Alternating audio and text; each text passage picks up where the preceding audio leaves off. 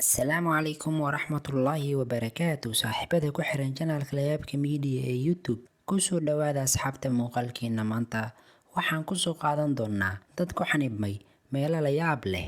Ka hor intaanan bilaabin, fadlan like saar muuqaalkan, subscribe na dheh janaalka. Aad ayaad u mahadsan tahay.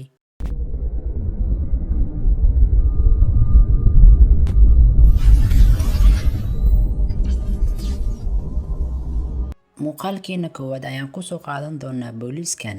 Run ahaantii halis aad u weyn ayuu ku jiray. Booliiskan ayaa ku dhacay meel shamiito badan lagu shubay. Wuxuu garan waayay si uu uga baxo meesha. Ugu dambeyn wuxuu bilaabay inuu cod dheer ku qayliyo.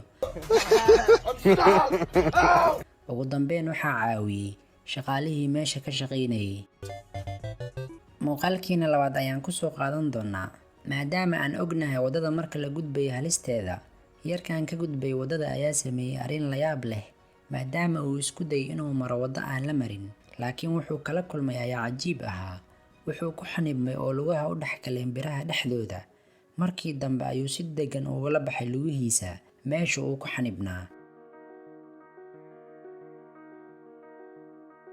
Muuqaalkeena saddexaad, dabaqan ayaa ka dhacday arrin cajiib ah. Tuugan ayaa ku xanibmay qaboojiyaha mar uu wax ka xadayay dabaqa. Tuugan ayaa ku xanibnaa qaboojiyaha muddo dhan 60 saacadood oo u dhiganta 2 maalmood. Markii dambe ayaa waxaa arkay oo badbaadiyay dadkii lahaa guriga, waxayna u dhiibeen tuugii booliiska.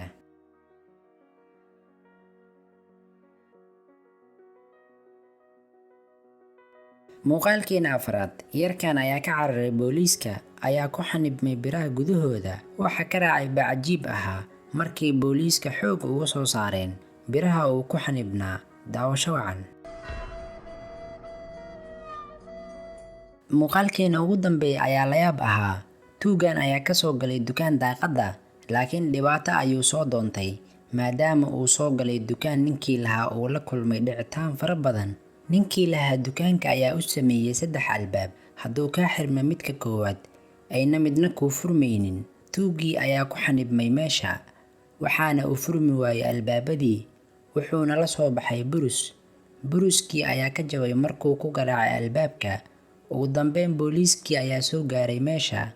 Tuugii waxaa loo dhaadhiciyay xabsiga.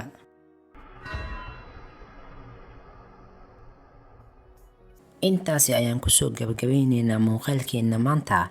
Haddii aad ka heshay ilaawin inaad like saarto muuqaalka. Haddii aad ka heshid mowduucyadan oo kale, qaybta commentiga nagula wadaag. Muuqaalka xiga intaan ku kulmi doono, waxaa idinkaga tagayaa wassalaamu calaykum waraxmatullaahi wabarakaatuh.